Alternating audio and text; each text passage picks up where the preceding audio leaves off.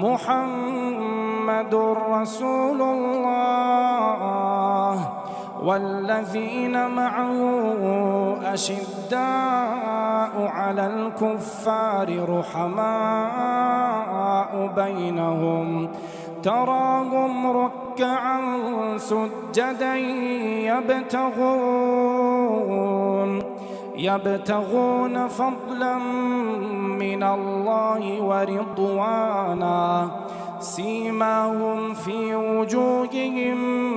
من أثر السجود ذلك مثلهم في التوراة ومثلهم في الإنجيل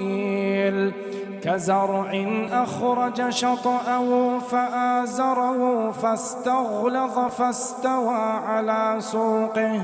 يعجب الزراع ليغيظ